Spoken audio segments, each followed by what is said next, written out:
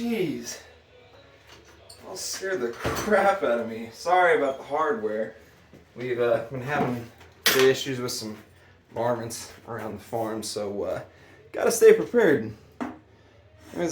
So you followed me home, huh?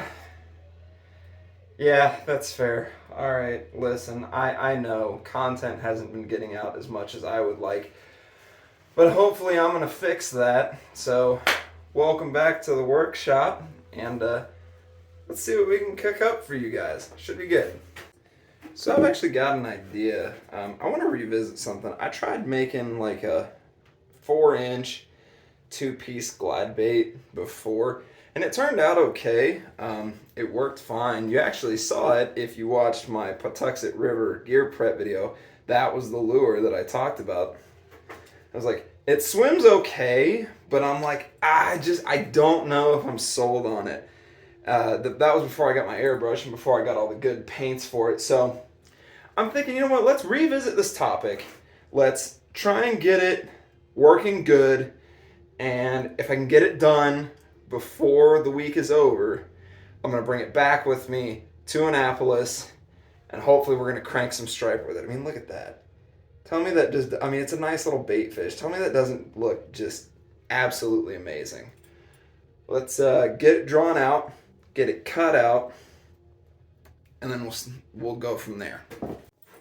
First things first, I gotta figure out what kind of wood I want to make this thing out of. What is this? That's basswood.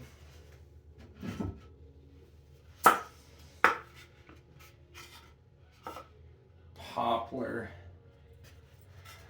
I'm leaning more towards poplar. It's a smaller bait. Poplar. Also, before I get started for copyright, I'm going to go ahead and turn that radio down outside so that way YouTube is okay and doesn't come after me. Where is my pen? Oh no. Oh no. I lost my pen. Oh no. What am I gonna do? Keep track of that sandpaper. That's what I'm gonna do. Found it.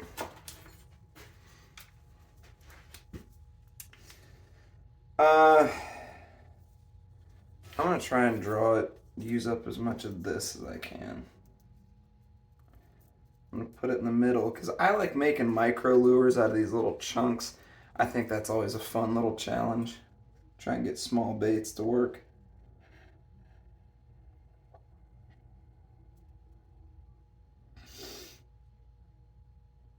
And I know you guys are gonna ask me, aren't you gonna trace over that tail fin? No, I'm not, because I want to make the fin out of this stuff. It's a Lexan polycarbonate. It's about, how thick is this? 0.093 inches. I don't know if that's like a 1/16 of an inch. I don't know, but hopefully that'll kind of give it that translucence and make it look a bit more realistic. Make sure you wear safety glasses. It's very important. That's better sounding.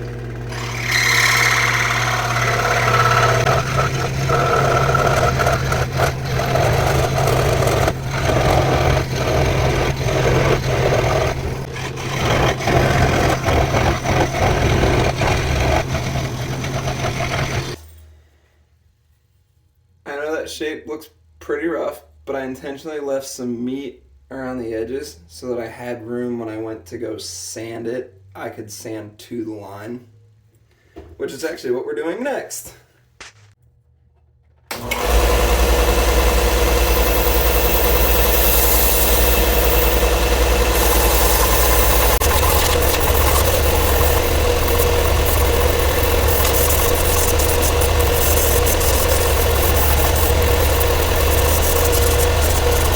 Now we've kind of got the shape of it roughed out.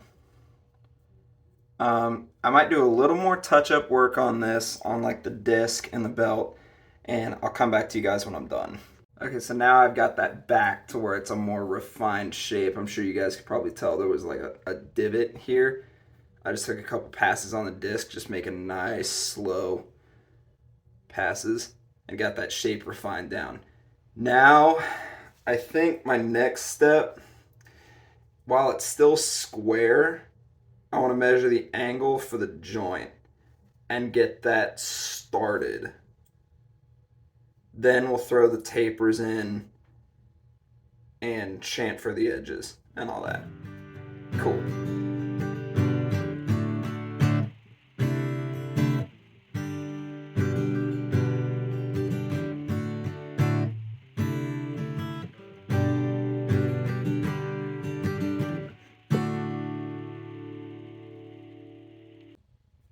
Also, am I on drugs or does that look a little off? Does that look off to you guys? Or is it just the fact that this is here that it's like it's pulling my eyes that way? I think I'm gonna call it good. Time for tapers.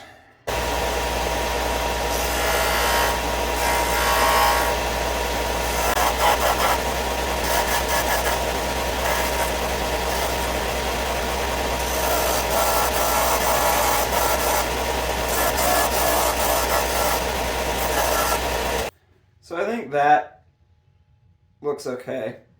I mean, it's still a pretty blocky profile, but that's because I haven't chamfered anything yet.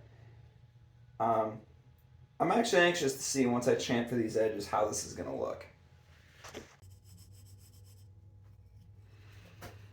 So I'm going to try and use a chisel and get to those lines, and then we'll see how good the bait's looking then.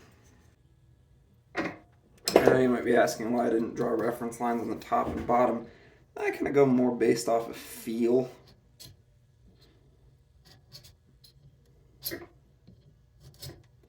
I just want to have a rough idea of where I want that tapering to start up the side of the body.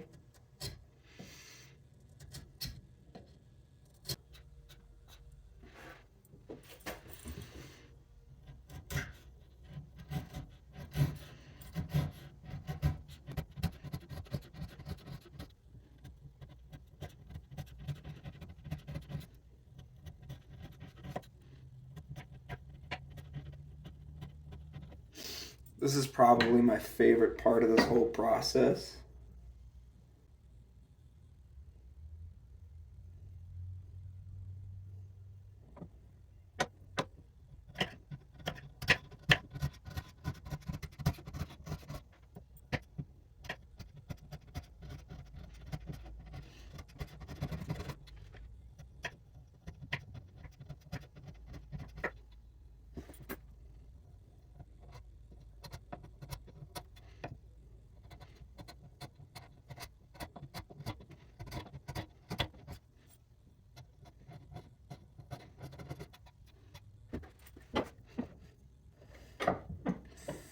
Time to get it roughly sanded.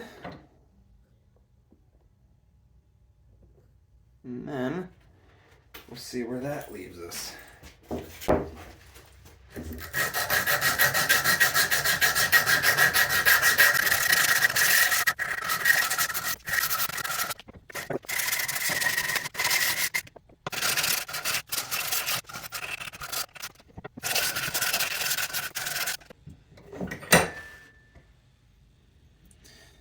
So that's kind of where we're at after a rough sanding.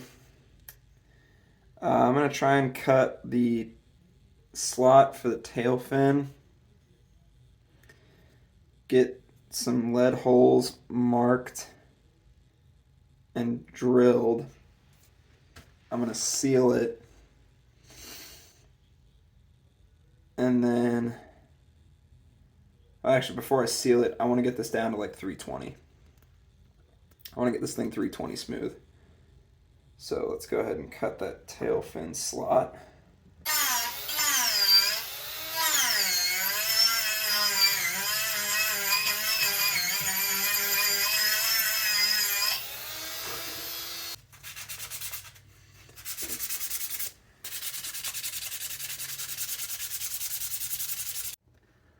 So I got a spot marked out for a lead hole. I think with this bait, I can actually get away with just using one lead hole.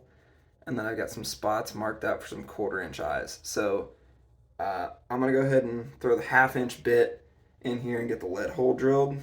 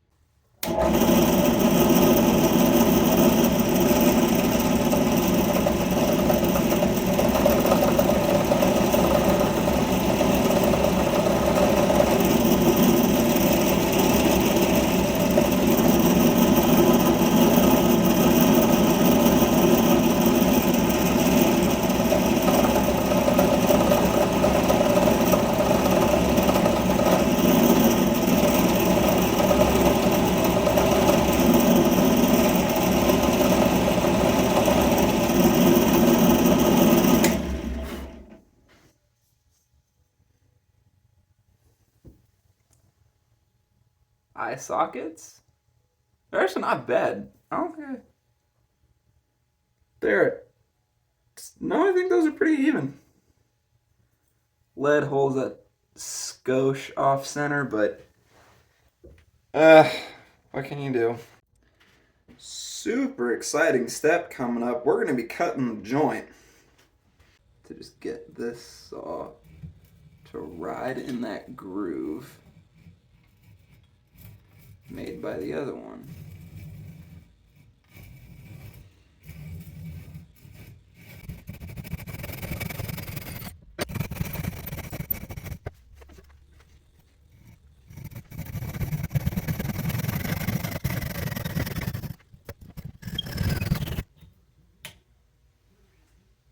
Hey! I got it!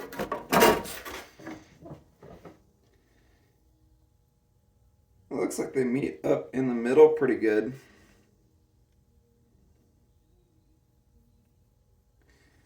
My only problem is with that 1/2 inch lead hole, I'm not going to have a whole lot of room to sand these edges back and open that up.